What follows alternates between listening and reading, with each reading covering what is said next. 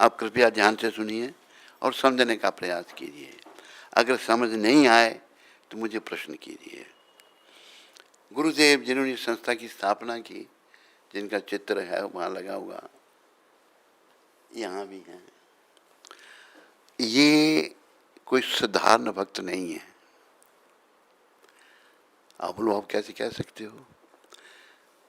राधा कृष्ण ने, गौर निताय ने मुझे इनके साथ रहने का मौका दिया।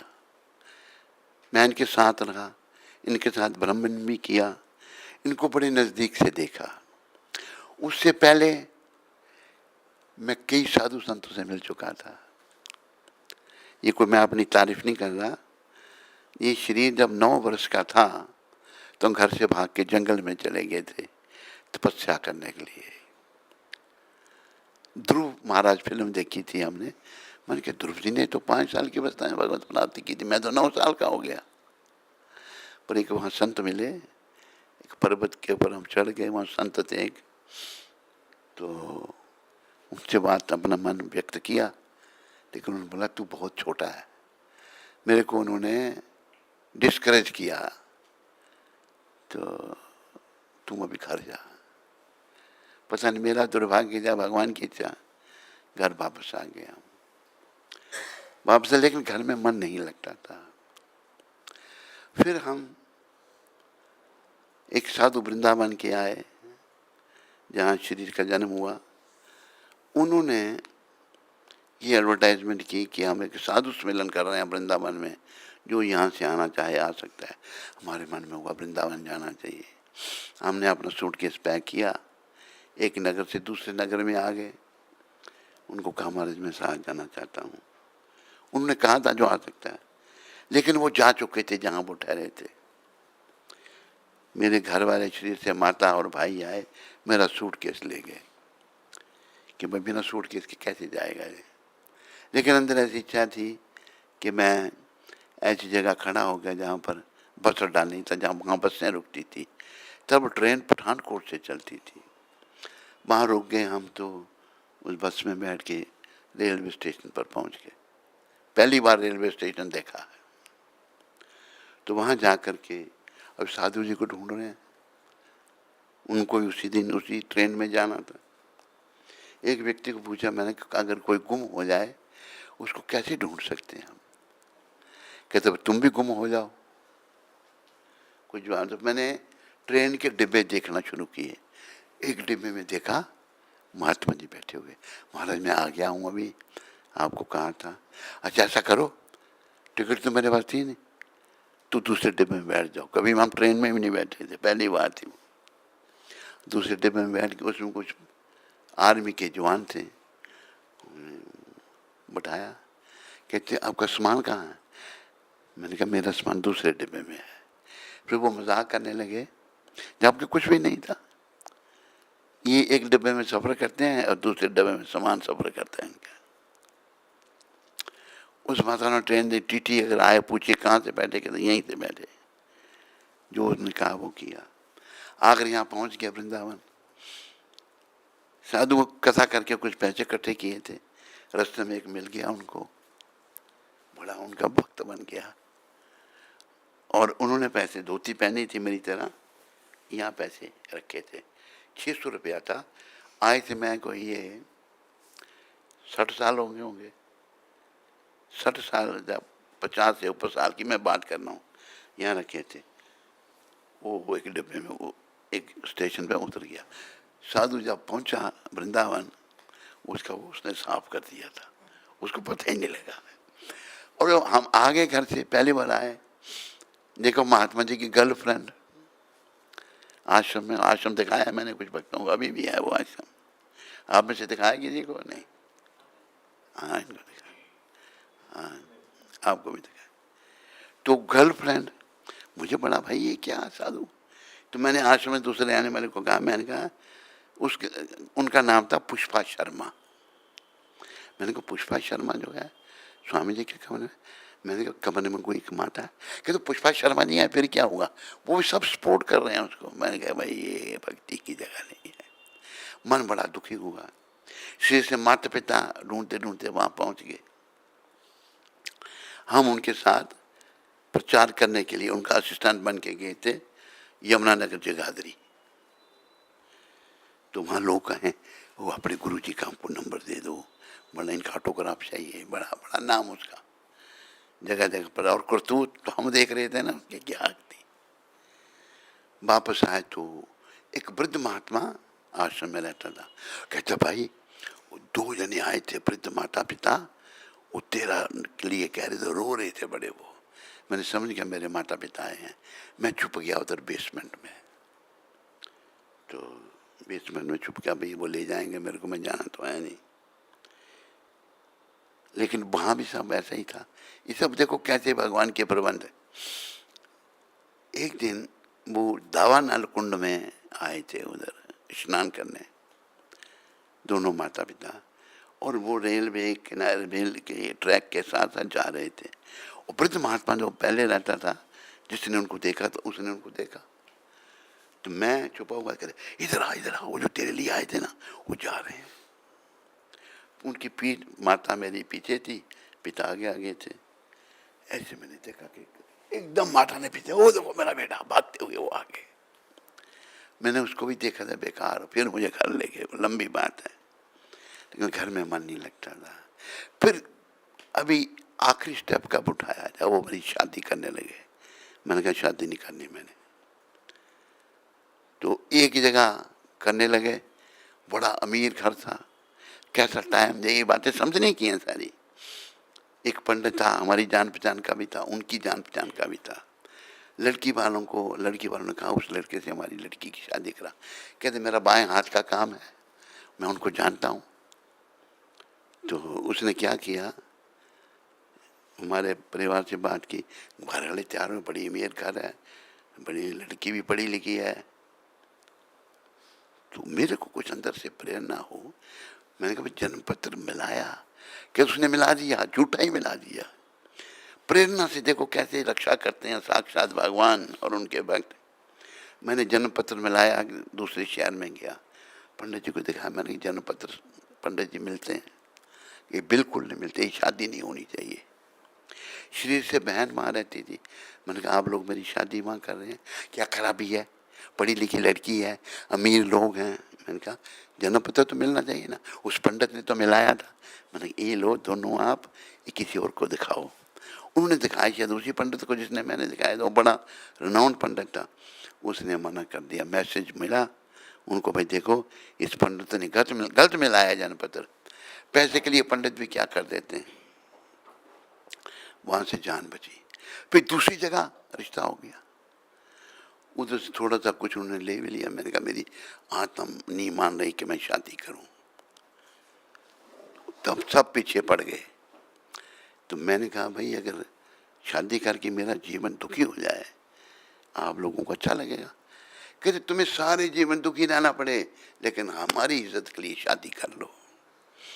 मैंने कहा आपकी इज्जत गई भाड़ में, मैं नहीं शादी करूंगा। मन में कहा, उनको तो नहीं कहा मैंने। एक दिन हम घर से भाग गए, तो दूसरे नगर में आए, वहाँ एक जान पहचान का था। मैंने चलो भक्ति करते, कहते मैं नहीं जा सकता। फिर दिल्ली पहुँच गए। दिल्ली में अरविंद आश्रम में रहे, वहाँ भी मन नहीं लगा। जगह जगह भटकते रहे। ऐसा भगवान ने प्रबंध किया। एक विदेश से, मैं पूरी बात आपको सुना रहा हूँ कि आप कैसी भगवान की कृपा। विदेश से एक प्रोफेसर, वो साधु बना हुआ था, हमारे नगर में आकर हमारे घर में ठहरा। मैं साधु संतों का आगे ही सत्कार कर उसको घर में ले आया। वो मुझे दिल्ली में मिल गया। वो मुझे कहता है कि तुम अमेरिका आओ और अमेरिका में ये खादी का कपड़ा इंपोर्ट करो, मैं तेरी मदद करूँगा। किसने करना था, किसने क्या करना था। मैं खादी ग्राम उद्योग में चला गया। भाई कपड़ा इंपोर्ट करना हो तो कैसे। कपूर नाम का उनका मैनेजर था, वो जो है मुझे दिखाने लगा। वो दिखाते दिखाते मुझे फर्स्ट फ्लोर पर उसका ऑफिस था। 50-60 साल की बात ये भी। ग्राउंड फ्लोर पर उनका शोरूम था। मुझको सामान दिखाने के लिए ग्राउंड फ्लोर पर लाया। वो लाए तो 2 भक्त भगवान ने वहाँ भेजे हुए हैं। दोनों के शिव नहर से चोटी रखी हुई थी, एक की चोटी बहुत बड़ी थी, उसका क्या नाम था, पतित उदाहरण दास, दूसरा भक्ता किरक, दोनों वो धोती कुर्ते खरीदने के लिए आए थे। मैंने जब उनको देखा तो मैं वो गई, मतलब इम्पोर्ट एक्सपोर्ट भाड़ में, मैं उनके पीछे पीछे चल पड़ा। उनके पीछे वो अवॉइड करे मेरे को, मैं चलते चलते कहाँ पहुंचा, दिल्ली मंदिर में। दिल्ली का मंदिर तब एक घर में था, वहाँ पहुंचा, बस अंदर से दर्शन किए, भगवान के विग्रह भी थे राधा कृष्ण के। तो अंत से परिणव यहीं रुकना है। शाम हो गई, शाम हो गई तो वो जो मुझे मिला उससे इंटरेस्टेड देखा, लड़का तो इंटरेस्टेड है। कहते भी तू कहाँ रहेगा, अंग्रेजी में बात कर रहा है वो। मैंने कहा मैं तो, मेरा जहाँ रहता हूँ बहुत दूर है, टैक्सी के पैसे नहीं है मेरे पास, बस अभी चलती नहीं। अच्छा मैं फिर प्रेसिडेंट को पूछता हूँ। प्रेसिडेंट को पूछने गया कि ये लड़का यहीं रहना चाहता, कहते हम नहीं रख सकते इसको, हम नहीं जानते कौन है ये। देखो भगवान का प्रबंध। उसी दिन एक माता जो स्कूल में वाइस प्रिंसिपल थी, उसकी नौकरानी क्रिश्चियन लड़की थी, वो उसके लिए आई, बहुत अच्छा का मंदिर है वहीं। तो हमारी कन्वर्सेशन चल रही थी, वो माता आ गई तो हमें देखकर रुक गई, जाती तब अभी रुक गई, दर्शन आते तब अभी, कन्वर्सेशन कुछ सुनी उसने। उसका पति आर्मी था, हमारे कुछ रिलेटिव के रिलेटिव भी आर्मी में थे, एक जनरल दुबे था आर्मी में। तो कहते अच्छा जनरल दुबे, मेरा पति भी आर्मी में है। अच्छा तू क्या, तेरे को कहाँ कहाँ रहेगा अभी तुम। मैंने कहा ये है। तो कहते फिर मैं अपने घर से तेरे को रख नहीं सकती, मेरा पति शराबी है, वो कर्नल है आर्मी में, पर मैं तेरा प्रबंध करती हूँ। अब ये बताओ ये भगवान का प्रबंध है या नहीं है।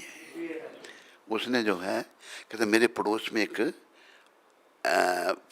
विदेशी भक्त ने घर बनाया हुआ है, मतलब NRI, नॉन रेजिडेंट इंडियन, तो उधर खाली चपड़ासी रहता है, मैं उससे बात करती हूँ। उसने चपड़ासी से कहा भाई ये मेरा बेटा इधर सो जाए, कहता माता बहुत जगह है, सो जाए। चार पाई दे दी, गर्मियों के दिन थे, मैं लेट गया। उसको मैंने पूछा भाई तुम कितने में उठता है, कहता मैं 3 बजे उठ जाता, मैंने मेरे को भी उठा देना। देखो मेरे पास वस्त्र वस्त्र भी कोई नहीं है, कैसे काम चल रहा है, सब गुरुदेव की कृपा। उठा दे, मैं जैसे भी नहा धो के मंदिर पहुंच जाऊं। 9-10 दिन में जाता रहा। 10 दिन के बाद वो प्रेसिडेंट कहता है, उसका नाम था तेजस दास, कहते हैं now you can move to the temple, अभी तुम मंदिर में आ सकता है। ऐसे इस कांड में आए। जब वहाँ आए, वहाँ रहने लगे तो प्रभुपाद जी आ गए। तो मैंने कहा उनको गुरु जी से मिलना है। प्रेसिडेंट कहता prime minister of India can not meet guru ji, प्रधानमंत्री भी नहीं मिल सकता, तू कौन है मिलने वाला। मैं चुप हो गया। मैं फिर गुरु महाराज जो मंदिर था उसके साथ कमरा था, उसमें ठहरे हुए थे। मैं अंधेरे में छुप गया।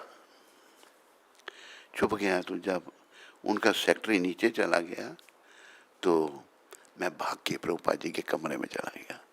मैंने प्रणाम किया, मैंने कहा स्वामी जी मैं आपकी शरण में आना चाहता हूँ प्रेरणा से।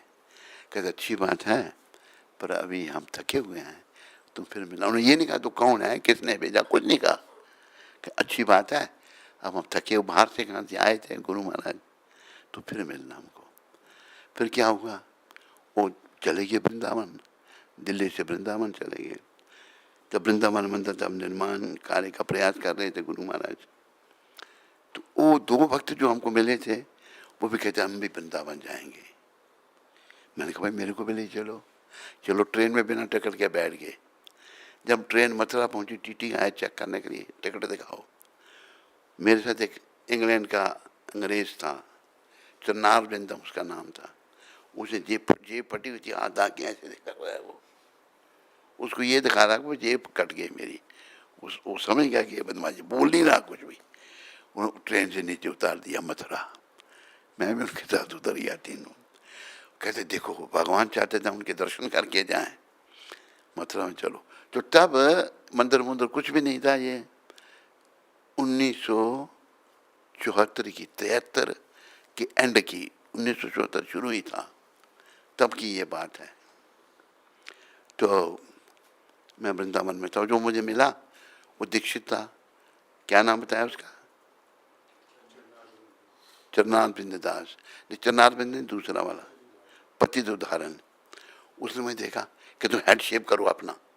चुप करके हेड शेप करो। बाल तो मेरे भी लंबे लंबे बाल थे, हेड शेप कर दिया। वृंदावन में हेड शेप हुआ। अब वो कहें कि अभी हम प्रभुपाद बम्बे जाएंगे, हम भी जाएंगे। मैंने कहा भाई तो मुझे भी ले चलो। बैठ के ट्रेन में टिकट ले ली मेरी भी उन्होंने। दो वो, एक अमेरिकन था, एक इंग्लैंड का। हम बम्बई पहुंच गए। वो भक्ति वहाँ पहुंच गया जो मुझे खाद्य ग्राम योग में मिला था, पतित उदाहरण। तो प्रभुपाद जी दर्शन दे रहे थे छत के ऊपर बम्बई में। तो हम भी बैठे थे वहाँ पर। वो पतित उदाहरण कहते हैं प्रभुपाद एक बड़ा अच्छा ब्राह्मण लड़का है ये। मेरी इंट्रोडक्शन प्रभुपाद जी से की।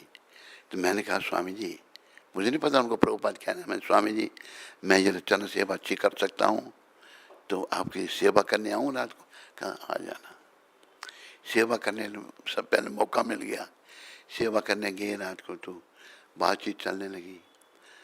उधर से उनका सेक्रेटरी था सतस्वरूप दास, वो आके बाहर बैठ गया। मुझे कहता है कि लड़का गुरु महाराज को डिस्टर्ब कर रहा है बातें करके। पर उन्होंने देखा वो भी बातें कर रहे हैं, फिर उठ के चला गया। वो जब बातें जितने हुई, ये पहली भेंट है, पहली सूक्ष्म भेंट दिल्ली में। कहते तेरा नाम क्या है? बहुत सारी बातें हुई, सब बताया उनको जीवन अपना। मानो मेरा नाम है योगेंद्र कुमार शर्मा, आज के बाद तेरा नाम नव योगेंद्र दास।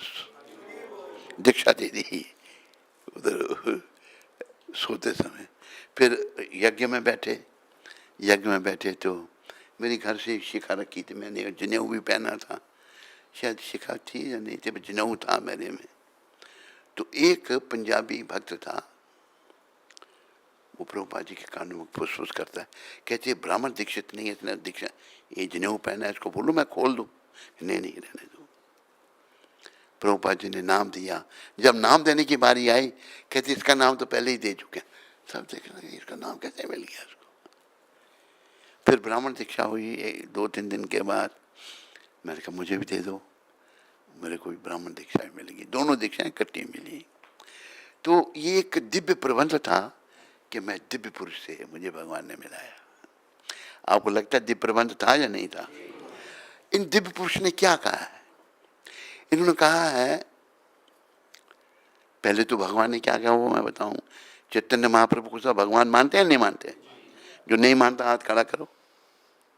चैतन्य महाप्रभु स्वयं कृष्ण है राधा भाव में। श्री कृष्ण चैतन्य राधा कृष्ण ना ही अन्य। कृष्ण चैतन्य जो है राधा कृष्ण से अलग नहीं है, कृष्ण राधा भाव में है। तो चैतन्य महाप्रभु स्वयं भगवान है। और भगवान ने भविष्यवाणी की थी 500 साल पहले बंगाल में। पृथ्वी तीर्थ यत्रा नगर आदि ग्राम सर्वत्र प्रचार होय मोरो नाम। दुनिया में जितने नगर ग्राम हैं सब में मेरे नाम का प्रचार हुआ। ये किसने कहा? मोरो नाम मतलब भगवान है वो, तभी तो उन्होंने कहा। भक्त रूप में आए जरूर हैं, पर हैं भगवान स्वयं साक्षात कृष्ण। उन्होंने अपने कृष्ण रूप में भी दर्शन दिए भक्तों को। मुझे कुछ घटनाएं वो याद नहीं है, कृष्ण रूप में मिले। और तो उन्होंने 500 साल पहले कहा था। वो भविष्यवाणी पूरी किसने की? ये साधारण भक्त हैं जो भगवान की भविष्यवाणी को पूरा कर रहे हैं, वो भगवान के ही भेजे हुए हैं। इससे पहले बड़े बड़े हमारे आचार्य को बड़े अच्छे हुए। इनके गुरु महाराज बड़े महान थे, भक्ति सिद्धांत प्रभुपाद।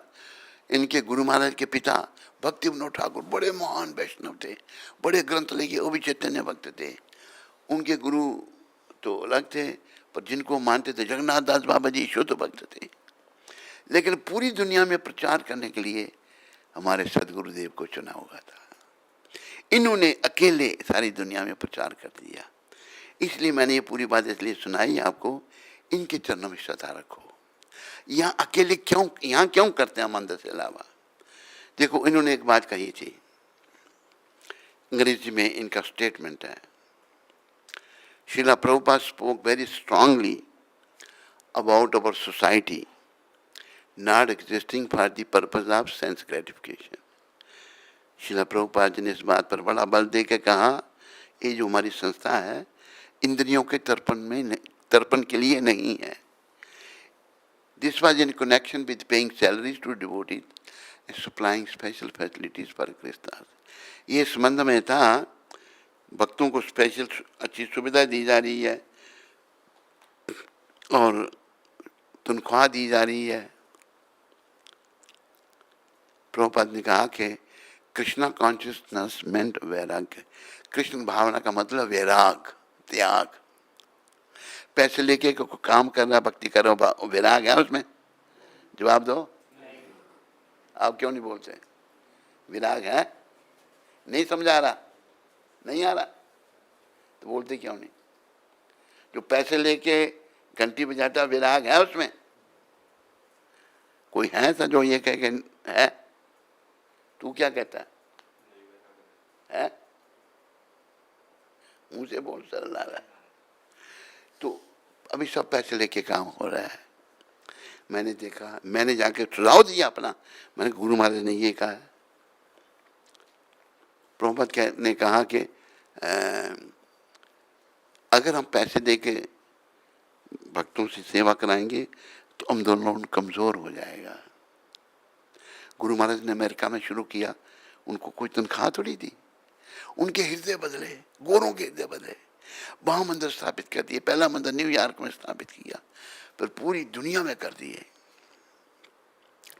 इसलिए यहाँ पर, और देखो सभी सकामी हैं, और निष्काम भक्ति के बिना हमको भगवान नहीं मिलेंगे.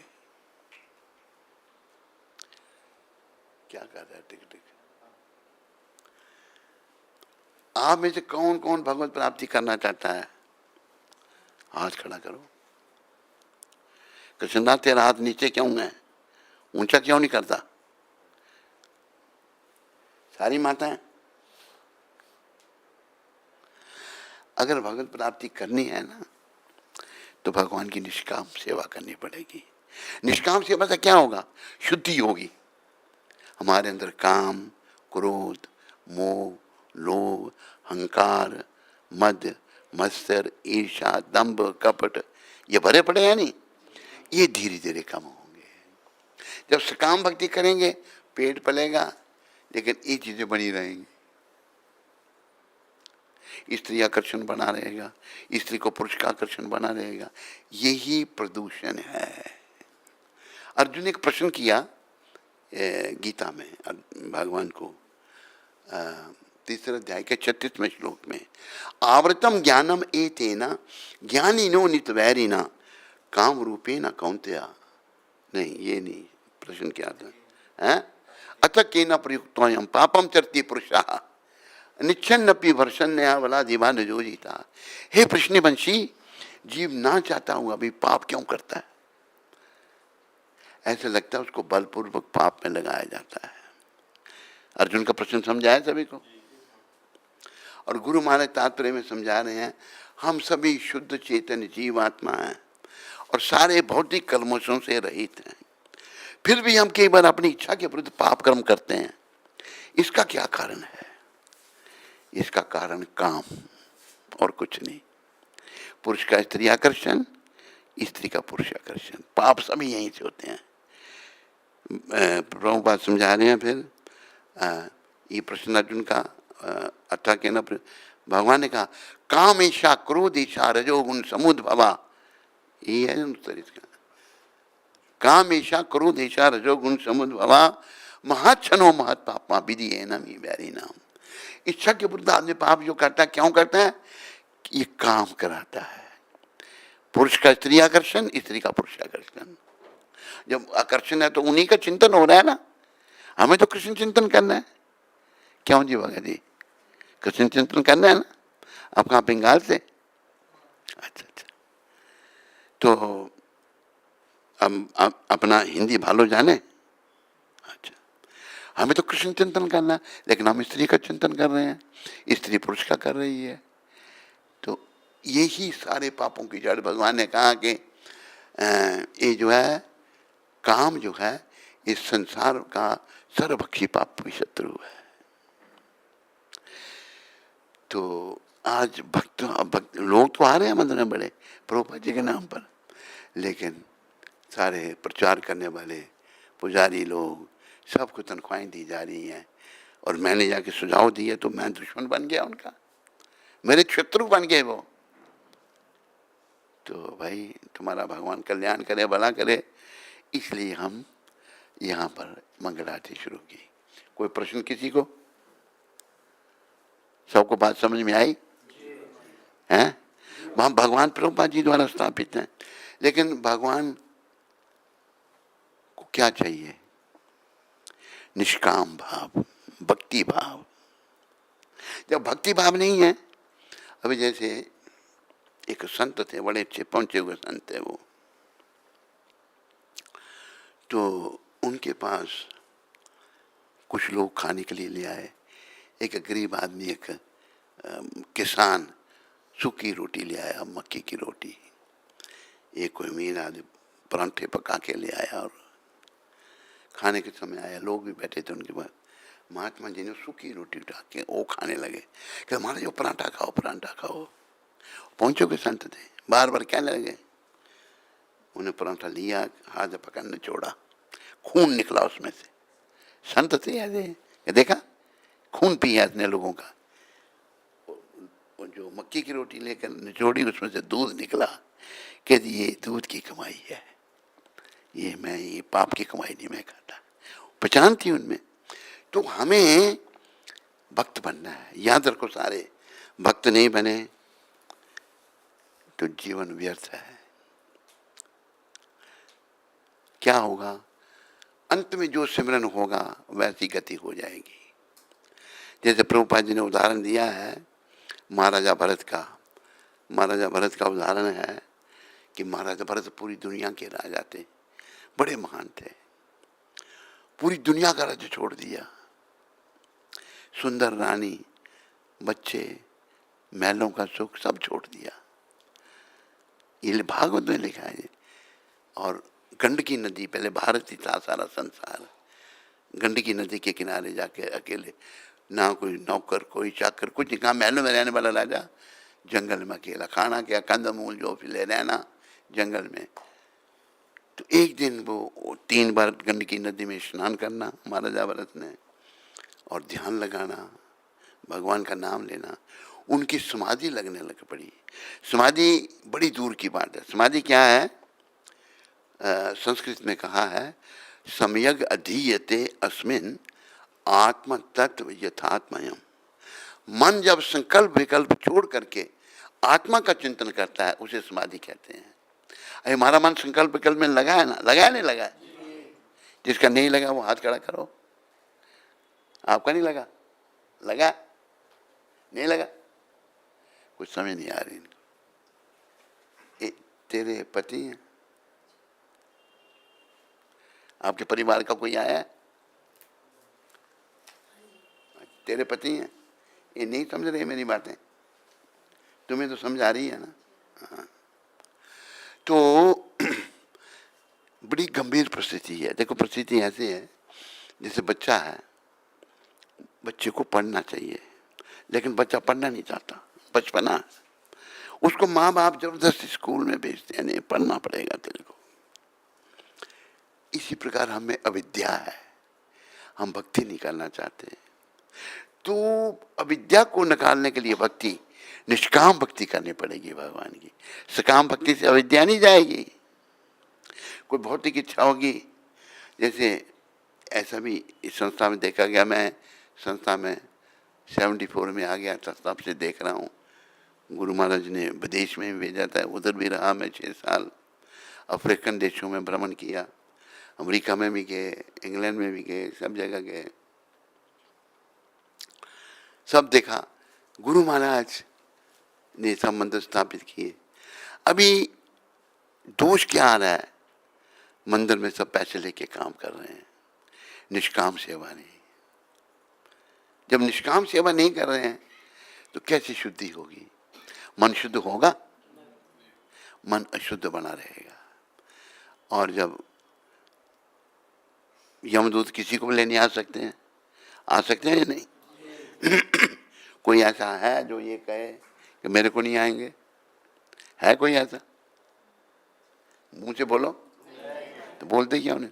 शंका है आपको कुछ? यमदूत लेने आपको भी आएंगे, मेरे को भी आएंगे। पर अगर मैं अगर कृष्ण की शरण में होऊंगा ऐसे महात्माओं की कृपा से, फिर दूत तो फिर भी आएंगे, लेकिन विष्णु दूत आएंगे। संदेश यह है कि सबके लिए विष्णु दूत आए, यमदूत ना आए। तो विष्णु दूत तब आएंगे जब हम भगवान विष्णु कृष्ण एक ही है, विष्णु कृष्ण का ही रूप है। जब हम कृष्ण भक्ति करेंगे तब विष्णु दूत आएंगे, कृष्ण के चरण में पूरा समर्पण कर देंगे तब विष्णु दूत आएंगे, नहीं तो भाई यमदूतों को देखना पड़ेगा। और ऐसा देखा गया, यहाँ डॉक्टर बैठे हैं, 2 डॉक्टर बैठे हैं यहाँ पर, और तो नहीं कोई डॉक्टर के अनुभव है बड़ा। एक डॉक्टर तो 40 साल का अनुभव, कितने साल? 40 साल का अनुभव। आदमी जब मरता है ना, उसका मल मूत्र त्याग हो जाता है, होता है नहीं? एक क्यों? यमदूतों को देख डर गया वो, उसको दिख रहे हैं, मल मूत्र का त्याग हो गया। और उसी हालत में मल मूत्र के रास्ते से ये प्राण जाते हैं। जब प्राण चले गए, यमदूत पकड़ के ले गए उसको। तो गुरु महाराज नहीं चाहते थे कि लोग किसी को भी यमदूत पकड़े, वो चाहते थे विष्णु दूत। तो विष्णु दूतों को प्राप्त करने के लिए विष्णु कृष्ण की भक्ति करनी पड़ेगी। कैसी भक्ति? निष्काम भक्ति।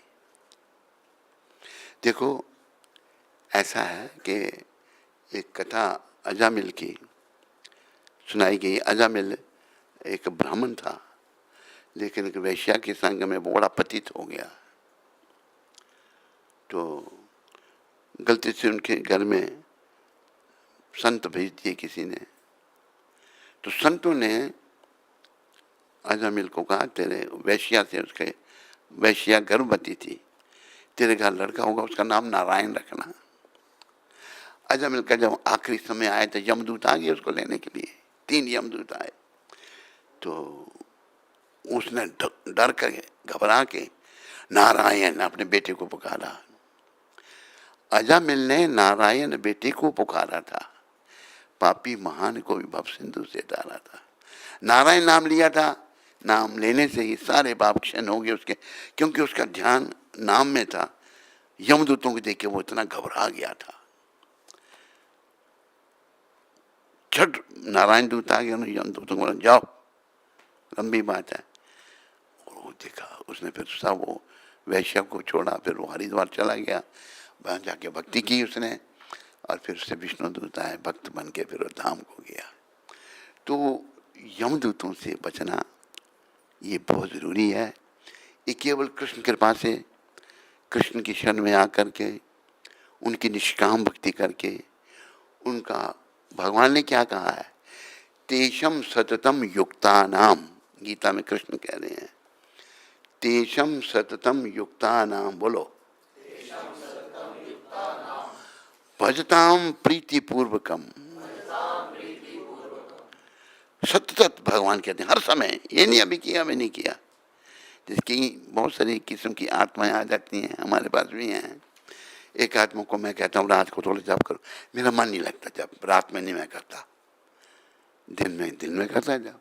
अरे रात को यमदूत आ गए तो फिर,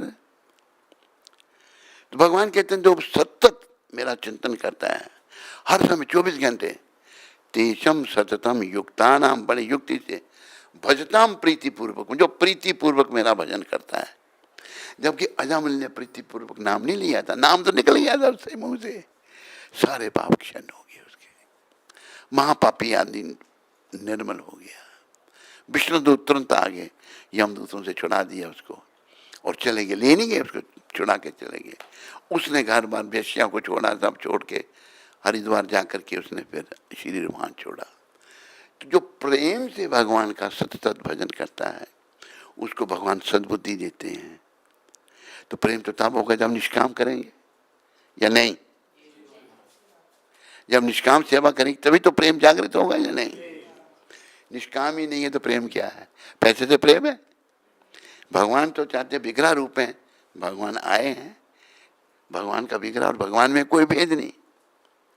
विग्रह रूप में आए हैं, सेवा करने वाले घंटी बजा रहे हैं, सेवा कर रहे हैं, टाइम का सब कुछ कर रहे हैं, लेकिन महीने के 10,000, कोई 15,000, कोई 20,000 ले रहा है। उससे थोड़ा भगवान शुद्धि थोड़ी होगी? होगी शुद्धि? मुंह से क्यों नहीं बोलता? तो शुद्धि करनी है। हम प्रभुपाद कहते थे, मुझे I don't want millions of stars, मुझे करोड़ों सितारे नहीं चाहिए। प्रभुपाद के शब्द हैं ये। तुम्हें नींद आ रही है? तुम्हें नींद आ रही है? खड़े हो जाओ। ये अपराध होता है जब गुरुजी बोल रहे हैं, चेला जी सो रहे हैं, खड़े हो जाओ। नींद आ रही, शर्म नहीं करनी खड़े होने में। गुरु महाराज ने जो कहा कि मैंने संस्था की स्थापना की, पूरी दुनिया में केंद्र खोले, अगर एक भी धाम में चला गया ना तो मेरा आंदोलन सफल है। कितना कठिन है? कठिन नहीं माता बोलो, पर मैं ये चाहता हूं आप सभी जाओ धाम में। मैं तो चाहता हूं प्रभुपाद की कृपा से। आपको भी चाहना पड़ेगा या नहीं? जब मेरे चाहने से हो जाएगा काम। आपको चाहना। आप कहाँ से बता रहे हैं? 36 या 37? छत्तीसगढ़। नाम भी अच्छा रखा आपने, गढ़ का है। 36 लोग रहते हैं, वहाँ क्या है? स्टेट है। स्टेट नाम छत्तीसगढ़ क्यों पड़ा उसका?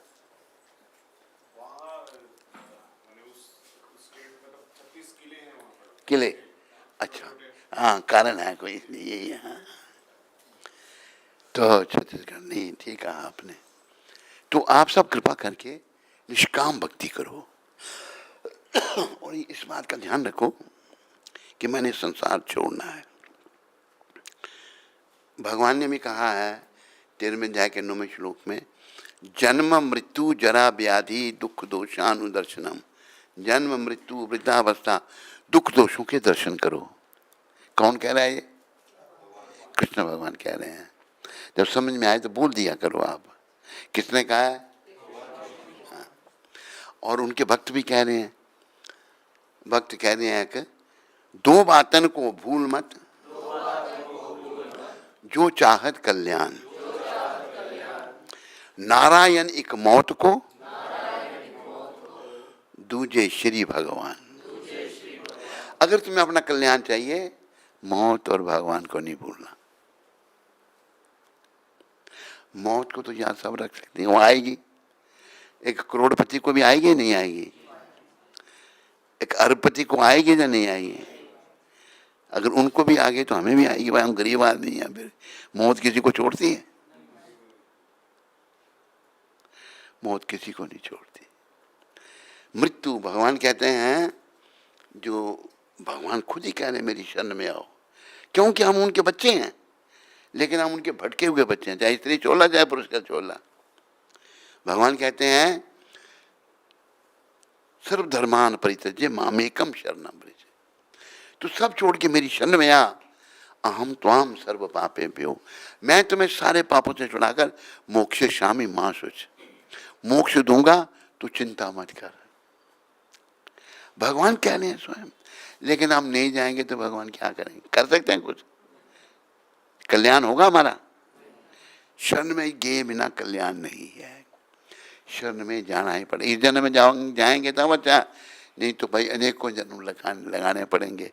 और याद रखो इस बात का, ये भगवान ने गीता में कहा कि जन्म मृत्यु जरा व्याधि, 13वें अध्याय के 9वें श्लोक में, जन्म मृत्यु जरा व्याधि दुख दोषानुदर्शनम।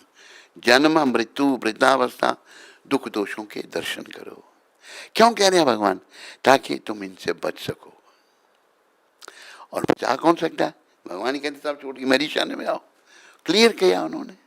जैसे बाप बेटे को समझाता है, हम सभी हमारे शरीर के बाप तो छोड़ के चले जाते हैं हमको। असली बाप, हमारे असली पिता कृष्ण है। सर्व योनिषु कौन्तेय अहम बीज प्रदापिता। सारी योनियों का बीज देने वाला पिता मैं हूं। असली पिता हमारे कृष्ण हैं। उनकी कृपा हमने लेनी है, उनकी शरण में आना है। उनकी शरण में आने से ही जीवन सफल होगा, नहीं तो जीवन विफल है। जो मैंने कहा, किसी को शंका है इस बात पर? हाथ खड़ा करके पूछ सकते हैं, भाइयों में किसी को है? आपको कुछ समझ आई? नहीं आई? क्या है ये बोलो, जो बोले वो समझाएंगे।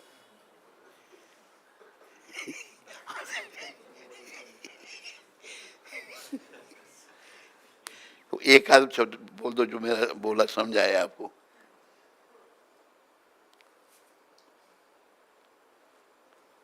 हैं? क्या कह रहे हैं?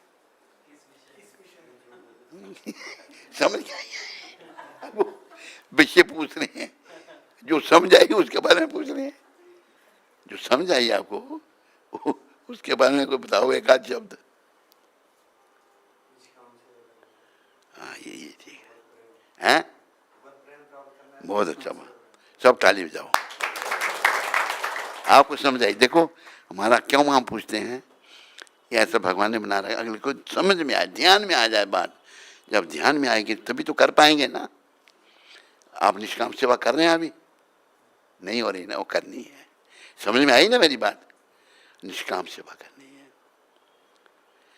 दीक्षा तो तेरी हुई है ना खाली, इनकी तो नहीं। किसे? आप भी दीक्षित हैं, हमारे गुरु भाई से दीक्षित हैं, कोई बात नहीं, निष्काम सेवा करो। आपके गुरु ने नहीं कहा होगा आपका ये बात, हम उनके गुरु भाई हैं, वो हमारे। हम भी प्रभुपाद के सन्यासी हैं, वो भी प्रभुपाद के सन्यासी। उन्होंने नहीं कहा ना आपको, मैं कह रहा हूँ निष्काम सेवा करो, क्योंकि कल को शरीर छोड़ना है। आप चाहते हैं अंत में यमदूत आए लेने के लिए? नहीं चाहते ना, विष्णु दूत आए, पर जब तक निष्काम सेवा नहीं करेंगे तब तक नहीं विष्णु भगवान अपने दूतों को भेजेंगे। करोगे निष्काम सेवा? नहीं, ये खाली कहोगे, मुंह से बोलो। हाँ, करना है। निष्काम सेवा करो सभी, माताएं, सारे भक्त। कोई माता है जो पैसे लेके काम करती है? तो कोई भी नहीं। तू पैसे लेके काम करती है? नहीं। कब से? पहले करती थी ना, कभी नहीं किया? अच्छा अच्छा, बाहर किया है पैसे लेकर। दिल्ली में भगवान नहीं है, उनकी भी निष्काम सेवा होनी चाहिए थी। अच्छा चलो, अभी जान गए ना, गंभीर बनो, गलतियां होती हैं, क्षमा मांगो भगवान से, निष्काम सेवा करो और अपने जीवन को सफल करो। तो इसलिए हमारा प्रयास है। प्रभुपाद कहते थे, अगर एक भी भक्त बन गया तो मेरा आंदोलन सफल है। वो कितने लोग हैं दुनिया में, अनगिनत लोग हैं। वो निष्काम सेवा जब नहीं करेंगे तो ऐसा ही होगा। तो किसी को कोई प्रश्न? और किसी को? तेरे को नहीं? तेरे को तो जल्दी क्यों नहीं आता है तेरे? बाकी लोग क्यों नहीं आते घर के? इतना आया करना। उधर कितने पैसे लेता महीने के तू? कितने? ये भी 15,000 लेके गोविंदा में काम कर रहा है। वो भी गोविंदा भी तो भगवान है। मुझे पता है रेस्टोरेंट है, तो भगवान के लिए तो है। धन भगवान सेवा में ही लगता है ना। तो जो जो काम सेवा करते हैं, तो भगवत प्राप्ति करना चाहता है, फिर जन्म लेना चाहता है, फिर निष्काम सेवा करनी पड़ेगी। भागवत में कहा है, सबे पुंसो परो धर्मो यतो भक्तिर अधोक्षदे अहितुकी अप्रतिहता ययात्मा सुब्रती देती। सबका ये कर्तव्य है, हम सबका, कि भगवान की भक्ति करना।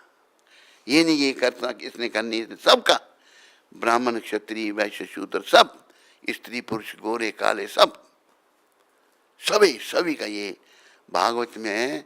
सुखदेव महाराज कह रहे हैं, पहले उनके सुखदेव जी के पिता भगवान वेद व्यास ने कहा, वो सुखदेव शुद्ध भक्त हैं, वो दोहरा रहे हैं, सबे पुंसों परो धर्मो यतो भक्तिर अधोक्षजे। सभी व्यक्तियों का ये कर्तव्य है कि भगवान जो हमारी भौतिक इंद्रियों से परे अधोक्षज है, उनकी कैसी भक्ति करे, अहितु की अप्रत्याहता, ययात्मा सुप्रसिद्ध थी, बिना किसी हित के निष्काम भक्ति करे भगवान की। भागवत कह रहा है, गुरु महाराज समझा रहे हैं। लेकिन हम लोग जो दुनिया में खोए हुए हैं ना, हम नहीं समझ रहे। हमें समझना है और समझाना है। हमारे संपर्क में जो आए, आपके ध्यान में अगर आ जाए उसको भी बोलो। भगवान गीता के 18वें अध्याय में कहते हैं, या इदम परमम गुह्यम मद भक्तेश विदर्शति भक्तिमयी परम कृत्वा मामे वेशति संशय। ये जो गीता का ज्ञान अर्जुन मैं तेरे को दे रहा हूँ, 18 में जाए के शब्द हैं ये। कौन, क्या नंबर है इसका श्लोक का?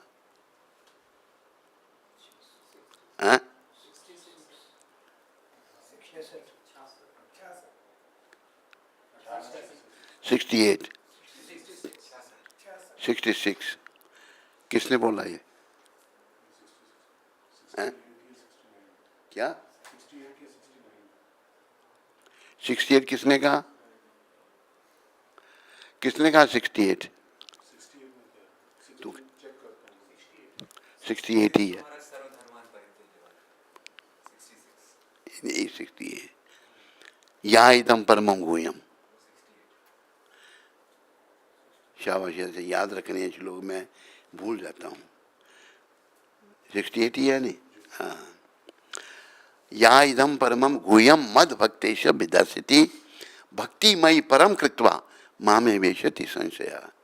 अर्जुन जी, गीता का जो परम गोपनीय ज्ञान मैं तेरे को दे रहा हूँ, इसका प्रचार जो भक्तों में करता है उसे मेरी भक्ति मिलती है और फिर अंत में मेरे पास आता है। जो प्रचारक की कितनी महिमा भगवान गुणगान कर रहे हैं।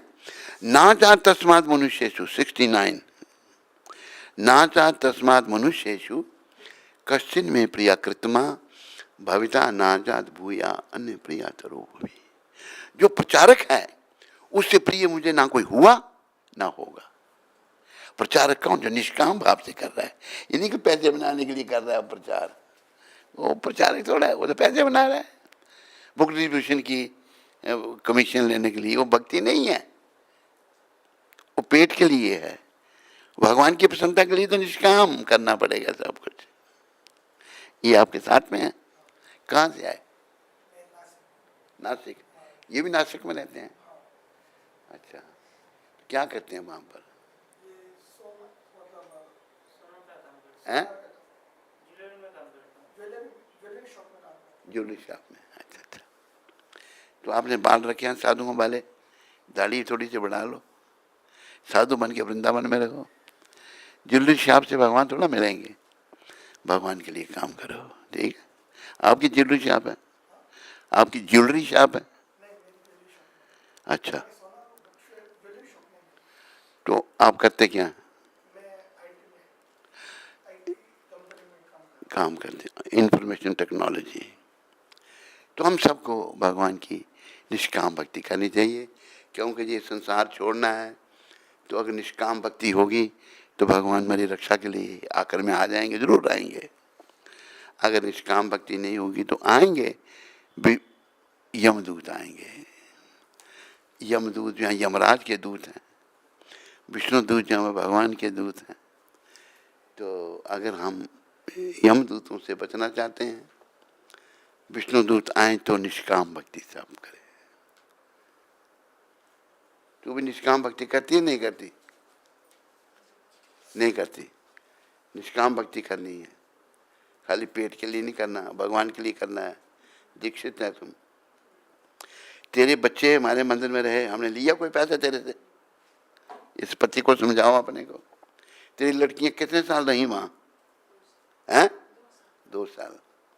तेरा बेटा भी पढ़ रहा था वहाँ पर, कोई पैसा लिया? हैं?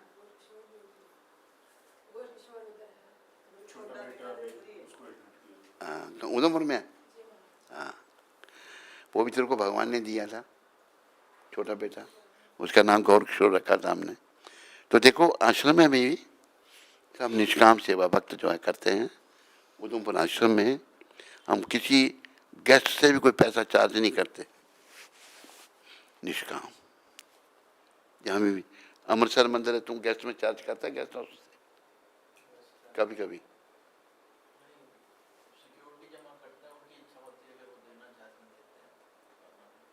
सिक्योरिटी वापस कर देते हो?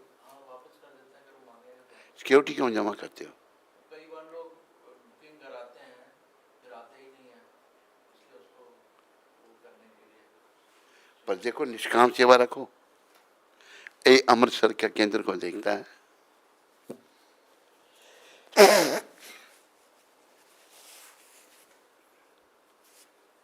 निष्काम सेवा, सकाम नहीं, कृष्ण की प्रसन्नता के लिए, प्रभुपाद जी की प्रसन्नता के लिए। किसी को कोई शंका नहीं, तो तेरा घर वाला कहाँ गया? तेरे को कोई शंका है? तू निष्काम सेवा कर रहा है नहीं अभी? हैं? प्रसाद तो लेना है, प्रसाद तो ले सकते हैं, पैसा तो नहीं को लेता। ठीक है। और तेरी घर वाली निष्काम, तो निष्काम बस। यही भागवत में कहा है, सबे पुंसो परो धर्मो यतो भक्ति अधोक्षजे। सब जीवों का ये कर्तव्य है, वो भगवान अधोक्ष जो हमारी भौतिक इंद्रियों से परे हैं उनकी भक्ति करे। कैसी? अहित की अप्रतिहता, यही आत्मा सुप्रसिद्ध, बिना किसी हित के भक्ति। हित के कोई बदले में कुछ नहीं चाहिए, कृष्ण की प्रसन्नता। तो भागवत भी कह रहा है, गुरु महाराज ने वही कहा जो भागवत में कहा, अपनी तरफ से कुछ नहीं कहा। तो शुद्ध भक्त थे, दुनिया इन्होंने हिला दी। और देखो, अगर भक्त खत्म हो गए तो दुनिया नहीं बचेगी। फिर भक्त, अगर एक भी भक्त है ना कहीं, उसके माध्यम से कई बच सकते हैं। अक्सर ही बस पेट भरने वाले हुए जानवरों की तरह, फिर नहीं बचना, फिर मुश्किल हो जाएगा। केवल देखो, ऐसी जगह नुकसान हो जाते हैं, घरों के घर कितने लोग मर जाते हैं। तो हम सब ने जाना है दुनिया से, संसार छोड़ना है। प्रभुपाद कृपा से हम निष्काम भक्त बने, ताकि प्रभुपाद कृपा से और उनके भगवान कृष्ण और राधा रानी की कृपा से हमारा ध्यान नाम में हो। आखिरी समय में एक कथावाचक ने बताया कि कितना कष्ट होता है 100 बिच्छू एक साथ काटे, इतना कष्ट मरते समय होता है। ऐसा क्यों? क्योंकि सबको छुड़ाया जाता है ना। अब थोड़ी सी चीज छूट जाए तो हम कितने दुखी हो जाते हैं। 100 बिच्छू एक साथ काटे, इतना कष्ट मरते समय होता है। उसको सदा याद कर रखो। दो बातन को भूल मत, जो चाहत कल्याण। माता माँ की तरफ से आवाज नहीं आ रही। नारायण एक मौत को, दूजे श्री भगवान। श्री भगवान कृष्ण है, इनको कभी मत भूलो। 24 घंटे याद रखो, और ये याद होने से भगवान भी याद होंगे। ठीक है। अभी आगे की आरती हम करेंगे, नृसिंह आरती होगी। तो ये आरती सारी प्रभुपाद जी ने दी हैं, ये सब शुद्ध भक्तों के द्वारा रची गई हैं। इनके गाने से क्या होगा? हमारी अंतरात्मा शुद्ध होगी, अगर हम निष्काम भक्ति कर रहे होंगे। अभी तुलसी माता की आरती, स्कंद पुराण में तुलसी देवी की प्रशंसा इस प्रकार की गई है। मैं तुलसी देवी को नमस्कार करना चाहता हूँ, क्योंकि ये पाप कर्मों के समूह को तुरंत नष्ट कर देती हैं। इनके स्पर्श अथवा दर्शन मात्र से मनुष्य सारे कलेशों तथा रोगों से विमुक्त हो सकता है। इनको नमस्कार करने तथा इन पर जल डालने मात्र से मनुष्य यमराज के दरबार में भेजे जाने के भय से मुक्त हो जाता है। जो व्यक्ति कहीं भी तुलसी देवी को उगाता है, वह निश्चय ही भगवान श्री कृष्ण का भक्त बनता है। जब तुलसी दल भक्ति पूर्वक भगवान श्री कृष्ण के चरण कमलों पर अर्पित किए जाते हैं, तो भगवत प्रेम का पूर्ण विकास होता है। तुलसी देवी हर प्रकार से कल्याण में है, इनके स्पर्श, दर्शन, स्मरण, बंधन, प्रणाम, श्रवण, इनके लगाने मात्र से सदैव कल्याण होता है। जो कोई उपयुक्त विधियों से तुलसी देवी के संसर्ग में आता है, वह सदैव वैकुंठ लोक में निवास करता है।